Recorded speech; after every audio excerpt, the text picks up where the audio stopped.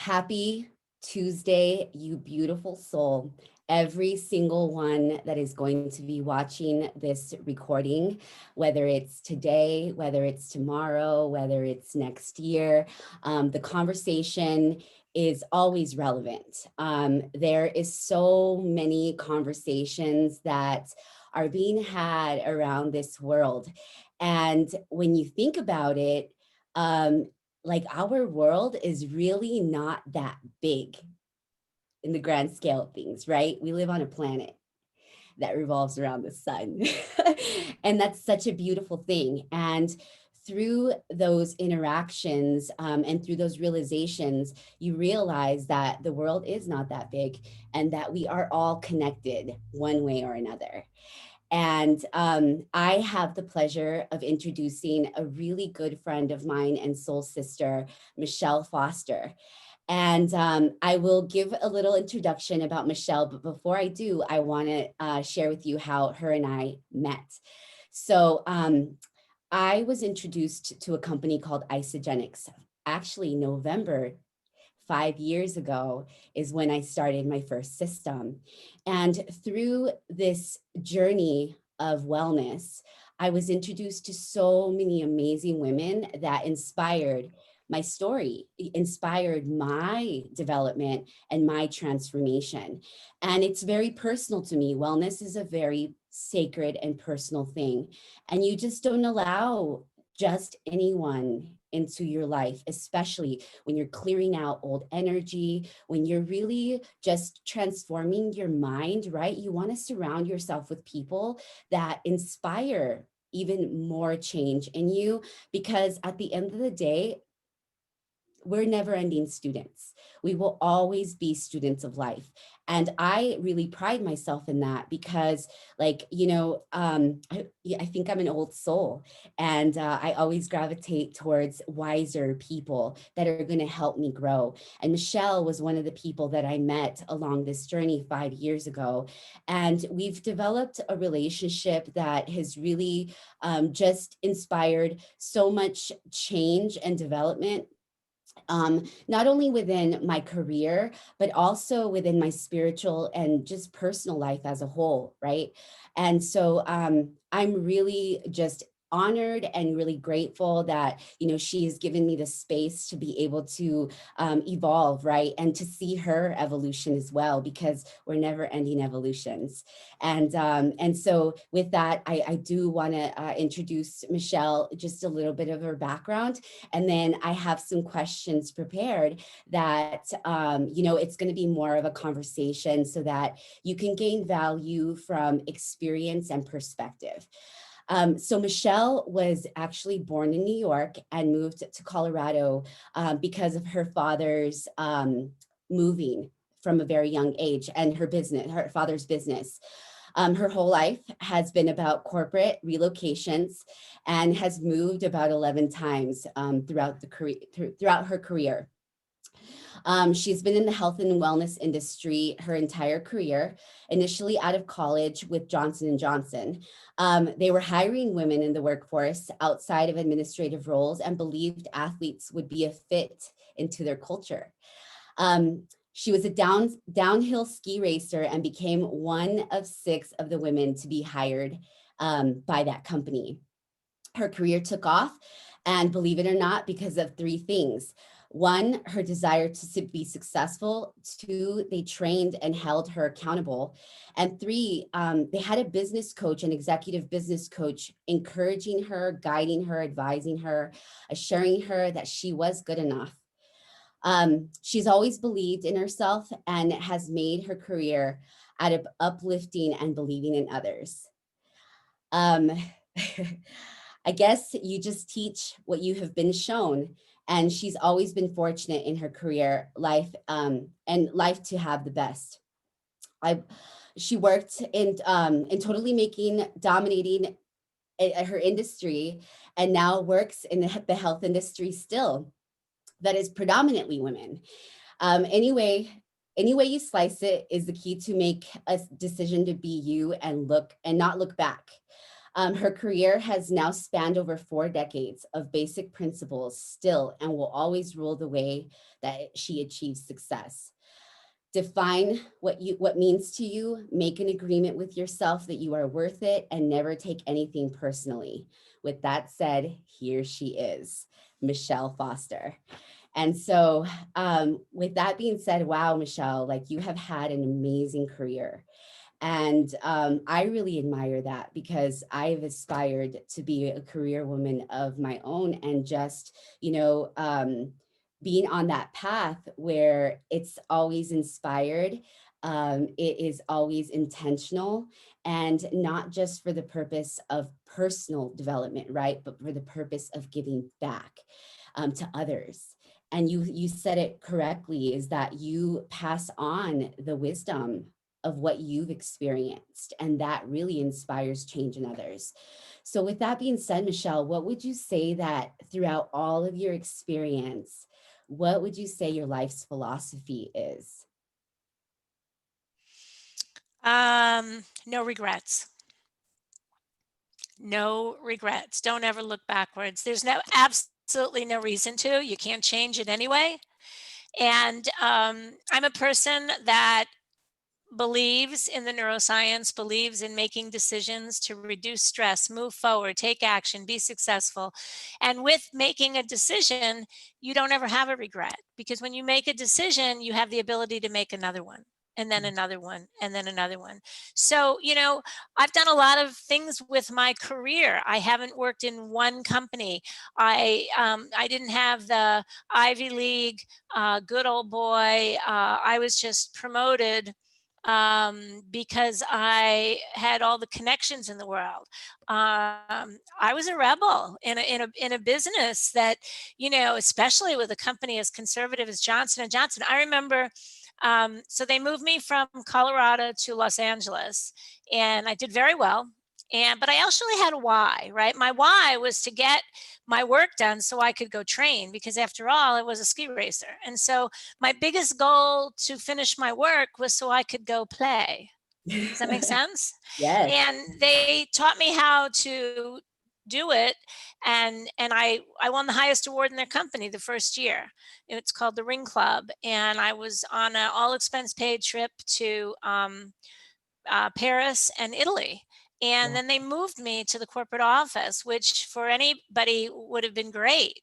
They moved me to New Brunswick, New Jersey, and I had thought I had died and gone to hell, Mhm. because I was in a place where I'd never been before. Everything was cement. Everything was structure. Everything was meetings. And even though I was in corporate America, I was in sales, so I traveled. Sure. And so I remember 6 months into that, they called me into one of the very, very important people's office. And they said, Michele, we don't think you're happy here. I said, okay. And they said, we think we want to put you back out in the field. And I said, how about right now? Like, how about we do that right now? And they were like, okay. And so, I mean, I was a square peg in a round hole, but I made it work. And I believe, like you said in my introduction, I made it work because, number one, I decided I was going to be successful. Mhm. Number two, they were a phenomenal company. The training that I got from that company, I wasn't born to know how to sell. I wasn't. They told me I was going to sell a Band-Aid. I said, how the hell you do that? They said, we're going to teach you. I said, okay. I mean, right? How would I know that? So, and then, I grew up in a corporate household. So, like anybody, when you live in your house, you think the whole world lives in a world like you live. If you grow up when your parents are teachers, you think that everybody is teachers, right? Right. Because when you're a little child, you don't know anything different. Right. So, for me, corporate was just a means to an end. And I will tell you very authentically, when I graduated high school, and I was to go to college. Now, my brother is an academic and went to an Ivy League school, and my brother has, every kind of talent known, and I ski. And so I told my father, "I'm not going to college." And he said, "Oh, I believe you are.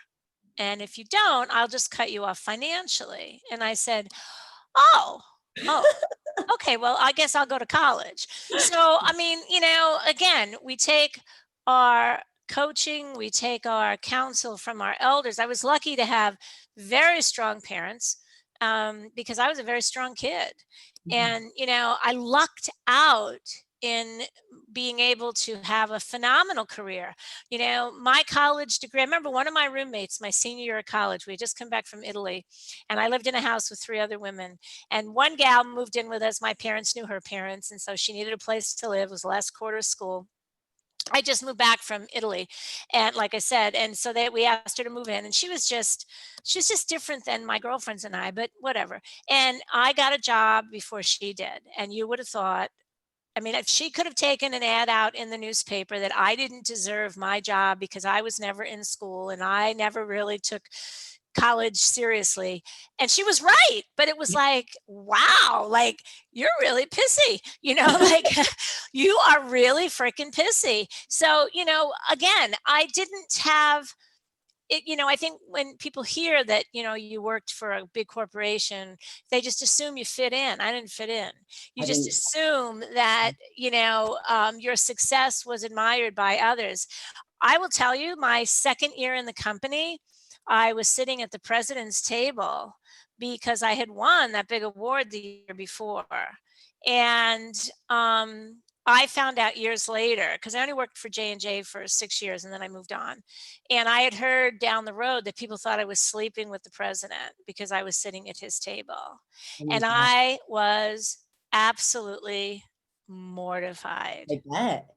But number one, and again, whoever was in charge, I remember we had this is a great story. We had so he left, Dick Wright, and then we had another guy come in as our president who was the husband of the McNeil Tylenol, right? McNeil Labs Mhm. daughter. So this guy got the job because of who his family was, and he was obnoxious, and he was a playboy, and they were trying to bend the rule, blah blah blah blah. But J&J was not that company; it's very conservative, very top tier. So I was mortified when I had heard that, but it made me realize that people can say whatever they want. You Yeah. know what you've done. You know the walk that you do. Even if, like I've been a professional salesperson my whole life. And one of the things that I've always said, I was taught and I teach that whenever I do a presentation, was it my best? I'll give you an example. My father always said, Michelle, don't ever come in second. Second isn't first. And so I would go and as a ski racer, when you hit a certain time, right, and you excel, then you get advanced to the next level and you're usually at the bottom of the pack.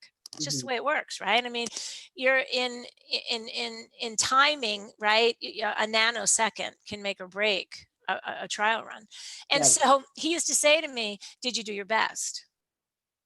No matter if I came in first place or if I came in last place. But he always told me, never shoot for second. And I remember I watched an interview with Tiger Woods once and it said, why is he successful? Because Tiger never went to play his best. Tiger always went to a tournament to win. That's so Right? true. Yes. So that's the key to mindset. And when Yes. you're taught that as a little rebel rouser, and you're just taught to give it your best, and if you don't give it your best, and I've had times where I've won the big award and I didn't give it my best and it was embarrassing to myself. And then there Yes. were times where I didn't get the big award and I didn't care because I knew I had done the best I could and that was good enough for me. Uh-huh. And so I think that's the the morals that I've lived on, to always call myself a successful person. Now, on Ab- any given day, I'll question my success. I mean, we're all just human, Right. right? Absolutely. And do you feel like, because I mean, I have not been around for as long as you have, so you definitely have me on the experience, but I can really relate to what you say about being in that corporate environment. Because when I moved to Kansas, Like I went into a corporate environment where like it was really old school. It was in Topeka, Kansas. You know what I mean? I didn't know anybody in Kansas. And it was like it was one of those experiences where I had to like I was miserable, but I had to make the best out of that situation and recognize why I was there. You know what I mean? Because every experience that you go through is meant to teach you something. And it's up to you what you're going to do with that learning, right? You're going to evolve or you're just going to stay in the same place and be miserable, right? Because every day is a choice. So with that, because I feel like my philosophy has kind of evolved through the years because of every like torment or every victory that I've had, you know what I mean? So how do you feel like that's really evolved, especially in this stage of your life? Like, how do you feel it really shifted for you, that philosophy? Because I'm sure the older that we get, it changes. Well, I do think that, Tony Robbins, who really his mentor is Socrates, right? So it doesn't get any better than that, Yeah. in my opinion. But, we learn from our pain. So when we've had miserable, we learn from it. We don't learn from our glory. We don't learn from our happy, right? We just don't. So um, just recently, I had a situation that was devastating in my life, Mhm. devastating, something I'd never experienced ever before in my personal life. And I remember saying to you one day, "Oh, Rebecca, thank God I've hit rock bottom because now I got no place to go but up." Mhm. So, I think that it doesn't matter how old we are or how much experience we have, but are we aware Mhm. of what has happened to us? I know Yeah. people that are my age or older than me that I could have this conversation with, and the conversation would be very different, Right. very different. Absolutely. So I think that we learn from our pain. Um, I've run 3 of my own brick and mortar businesses, all 3 failed. They cost me over 6 figures, 2 of the 3, to get myself back whole again. Greatest lessons of my life. Why? Because I failed, right? And I realized I'll never do that again, even though I did it again. Oh, I'll never do that again, but I did it again. Right? So, I have failed a lot in my life. And unlike many, many, many people, I haven't done a lot with my life. My life has been very focused. It's been focused on sport and it's been focused on business. I don't have a family. I don't have children. I didn't even meet my one niece who now I think is like 35. I didn't meet her till she was 13. Um, I traveled 290 days a year for corporate America. Many, many years, my only Christmas present was a Lennox China from Bill Marriott. That's how many nights I stayed in a hotel of a Marriott. That was my life, but it was my life, right? And, I live now with my significant other, and he is a corporate guy. Why? Because that's what we know. We're career people. I mean, why would anybody be attracted to someone like me that's looking for a family or that, like that? Why would, whoa, that's not who I am. And would I have done it differently? Again, no regrets. I did what I did. I am who I am. So Yeah, I, that's beautiful, Michelle. it's just, I'm me. So then hence my next question, because you did mention that you don't have any family now and that you never had children and that you now have a significant other. So you did end up spending majority of your time, even though you were around people, you spent a lot of time alone. And so how has your upbringing and circle of influence impacted the way that you live and think about life as a whole? Well, I made some very, very distinct decisions when I got married when I was 26 years old and made a decision at that time that I would not have children. And I made a decision at that time that I would help kids that were on the planet. So I did raise a boy that needed a mom at 13 years old, and I raised him through high school and college and went to the NFL. And so I made decisions that in my spare time I would do things that I love children. I love them. I just have never wanted to be a mom. So I've been a board of director for Girl Scouting for 2 states. Um, I've made decisions about ways to keep my life balanced. When I met Dale, Now, 19 years ago, I'd gone from consumer package to marketing services, and I just hated it. I remember working in an office, looking on the highway up in uptown here. It's a busy, busy highway, 355. And I remember looking out the window, counting the cars, going, "This is my life. This is my life." And I thought, I can't do this. I didn't sign up for this. And then I met Dale, and it gave me a more personal life. But it also made me realize I am at a crossroads. And that was a big decision for me, because if I went back out on the road, you have to spend time with people to have relationship. If you Absolutely. don't, Tony Robbins will tell you that. If you have a bad marriage, it's because you don't put anything into it. Absolutely. Right? So I had decided that what I was doing wasn't going to work. I was miserable. I wasn't even unhappy. I was miserable. And but I also again went back to what I know. So I went and took myself out on a ledge, and I went to a Tony Robbins event, and I walked on fire, and I thought, wow, that kicked my ass. And then I hired one of his coaches to figure out what's next for me. What do I want? Because I think when you're living in your own world, and especially if that world is not bringing you a tremendous amount of joy, you really can't see like there's a happy place out there somewhere, right? So that was a big game changer for me. And I remember I made my first vision board back then in 2001, and I'm living that life today. That vision board that I did that many years ago is what I live today. And it's crazy. The twists and the turns, I would never have expected what I've gotten myself into and out of and above and beyond and under. And but it I had a path, and I recognized that I had a path. Mm. I had to give a moment of silence to that because that's amazing. Like to be able to get to that point in your life where you recognize that all of the pieces were supposed to come together. And when you like when that clicks for you, that's peace right there. Mhm, That's joy. mhm. That's happiness and abundance right there. And I'm going to tell you this that like I love art.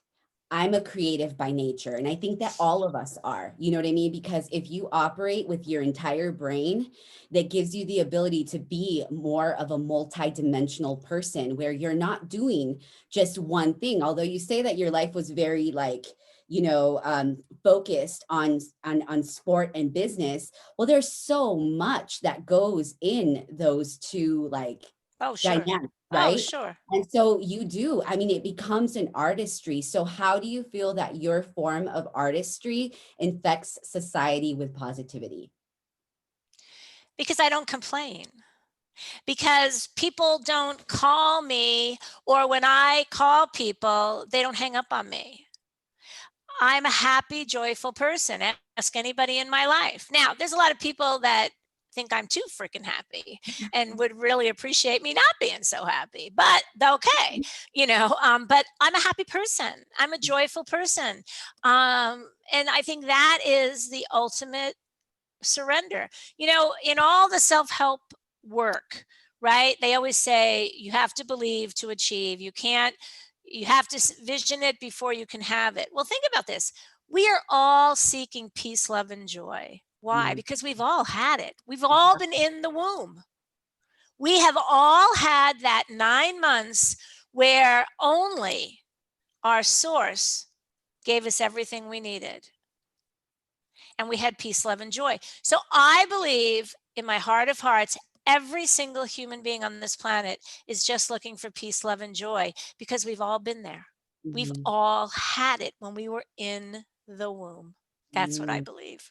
Ugh, ugh, that's really awesome. So, with that being said, that seems like such a beautiful concept, right? Like to experience peace, love, and joy every single day. And I'm going to tell you this that although I do experience the energy that's going on around the planet, I feel a sense of inner peace and joy every single day. but that takes work. That takes perseverance, that takes tenacity, that takes thick skin, because there's always things going on around all the time. We're always, really, if you think about it, because history repeats itself, we're always in a war zone. Well, no one ever said that the physical world was supposed to be an easy place to live. Whether you believe in something bigger than you or not, this is probably the hardest thing. And America, as much as it is the land of the free, the home of the brave, right? I mean, it is election day, so I just wanted to get that in. Um, but I mean, it's not an easy place to live. I mean, when Cuba opened up their doors, right, and they allowed us to come back in, the Cuban people, which are in tyranny, right? They're in communism, but the interviews were, "Oh my God, the Americans are coming. Our lives will never be the same. Our Mhm, pace just got rapidly busier." mhm, So, this belief that life is easy is absolute bunk. And you can't be lazy. I mean, there's the four-letter word that I would say is what will ruin a human being, Lazy. Now, I'm not saying you shouldn't be restful. I'm not saying you can't, um, you shouldn't, you don't need to be a workaholic, but lazy is not a proponent of anything that has any joy attached to it. I agree.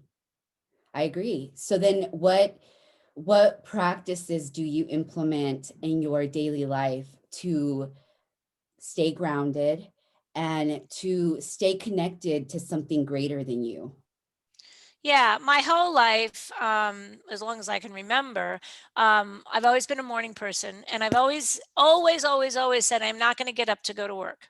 So when I worked and I had to catch a 7 o'clock flight or a 6 o'clock flight, I would get up at 2 or 3 in the morning, whether it was a hotel room or my house, to make sure that I got my body moving because again, being an ex ski racer, but even prior to that, I never had the luxury of having a pain free body. My body has always taken work. It's always ached, it's always creaked, it's always been stiff. So I have to experience exercise or I am just not a happy girl. Mhm, So exercise is a very big piece. I started meditating 2.5 years ago now. And I will tell you, because I was so intimidated by the concept of slow your brain down. And I thought, what? What? And so I had a beautiful learning that I'll share with your audience. Turn on the air conditioner or turn on the washing machine and listen to it because you don't have any judgment about the mhm, washing machine, right? And if you can take in a 15-minute segment, if you can get 10 seconds where your brain just has a neutral zone, you've had a successful meditation. mhm. When I heard that, I was like, well, why the hell didn't someone tell me that before? Like I thought it was going to be too hard. So I turned on the washing machine and then Uh-huh. I advanced to the birds outside and then I advanced to the water fountain and or the water yeah, the fountain in my backyard. So I do that. I write. For as you said, I spent a lot of my life alone. Now, some of that had benefit because you could wear the same outfit every single day and no one knew it. When I went to work in an office, oh my goodness, it was so apparent to me that I had to make sure I didn't wear the same thing every day because I had the same people that I saw. That was a really foreign idea to me Uh-huh. because I had never done that. Right. I mean, I had worked for almost 15 years before I moved into an office and experienced that. So, I've always been a writer, and I've always looked in the mirror for help. Books have always been my best friends. And so now I tell humans all the time, you're such a gift in my life. Mm, But mhm, in my young life, I had to learn to go it alone. And it was mhm, tough. It was lonely. I was lonely. I felt it abandoned. I felt less than. I felt like so many things that I had to work through because it wasn't my journey. That's all it was. It was a different perspective about the journey that I chose to take. That's all mm. it was. Yes. That's Mhm. all it was. So I write a lot. I journal a lot. I meditate. I exercise. I am quiet. I love music and I love podcasts. Audible. I love audiobooks. I love because my coaches, they say you are the 5 people that you are around the most, but you get to decide who they are. I'll Absolutely. never forget I was at a very high level mastermind and someone took me out of the crowd and they said, Michelle, who's one of your mentors? And I said, Aristotle. And they said, but he's dead. And I said, what does that have to do with anything? Like, I didn't, you know what I mean? Like, that's a perception. Yes. That's Mhm. a perception. Right. I'm going to decide. One of the greatest things I ever heard is don't ever take financial advice from someone that's broke. Mhm. So when I hired, and I've gone through 2 now, financial planners, because I'm in an age where I think it's important to have some counsel on that as well as my own. But I can't even tell you how, if these people were so smart, why aren't they rich? Right? If you're a financial planner and you don't have a lifestyle that is financially appealing to me, why would I take a lesson from you? Mhm. It's like if I'm going to get trained by someone and I'm going to look at their biceps. And if their biceps look nice, then I probably will take personal training from that person. If their body looks horrible, there's a strong probability that I won't do that. Now, there's extenuating circumstances always. But for the most part, you got to walk your talk. Right. You got to walk your talk. So I live my life. I'm accountable to me. And Mhm. I love, love, love. And Rebecca, you and I have talked about this, the Four Agreements, right? That's a phenomenal book to live Yeah. your life by. So if someone's looking for some guidance, the Four Agreements is a book that I truly love.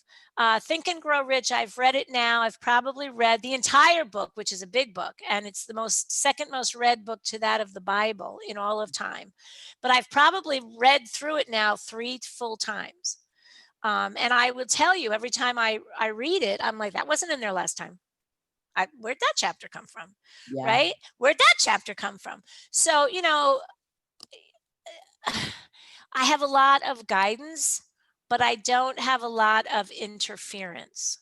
Like, I Mhm. choose what I'm going to hear.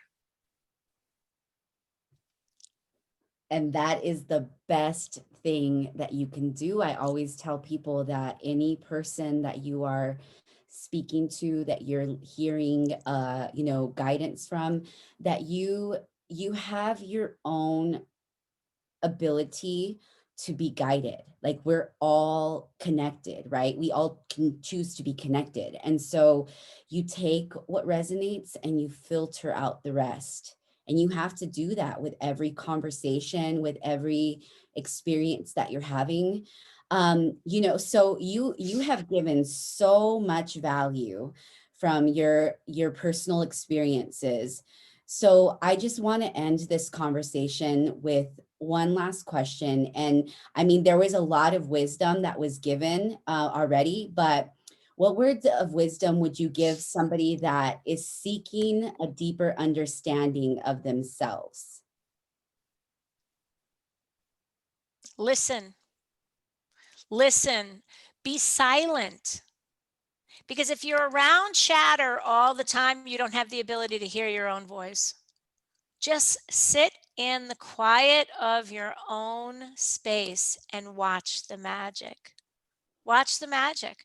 It was the most it was the hardest, now easiest thing I would tell you. The only word that comes to mind is Shazam. Like, wow. That's what I would say. Just be quiet. Yes, stillness speaks. Yes, beautiful. Very Still, beautiful. that's Eckhart Tolle. He had a book. He has a book called Stillness Speaks, and that one next to The Power of Now is such a really great. If you are a person who is seeking to be a little bit more quiet and to understand the importance of being in the now, and you've never read The Power of Now, that would actually be a really good, like a really good guidance tool, to use to teach you how to be more still and, just more quiet so that you can listen to your inner voice, because we're all being divinely guided, and we all, just like Michelle has been on her journey, and it's evolved, but she's never stopped. She's never allowed any failure to bring her down, to allow her to just succumb to the pressure, where everything is falling apart. She's actually gaining the strength that she needed to be in this very place today. So, Michelle, I am so grateful for you. Thank you so much for sharing those words of wisdom, and just your Hope it touches influence. somebody. Just know that you're enough. Whoever's listening to, and I know you have a tremendous following, Rebecca, and just you're enough. You're enough. It's funny you talk about the book, The Power of Now. That book was in my nightstand for probably 4 years. And one day I opened up the drawer and I said, Michelle, it says now. What part of now didn't you hear? Right. But when the student's ready, the teacher comes. Yes. Yes. And it's like you don't sometimes, like, that very thing is right in front of your face, and you will not see it. Like, you will not see it until you do. And it really is about divine timing, and trust it. Trust that everything that you're going through right now is exactly where you need to be. Don't question it, accept it, and just allow yourself to be guided. And it's going to be a beautiful, I mean, it already has been such a beautiful full unfolding this year. And I'm really excited to continue to live life with you, Michelle, even though we're miles apart, but you're always with me in spirit. So I really appreciate you. Thank you so much, everybody, for joining us today. And we will see you next week. Thank you. No problem. Bye. Bye bye.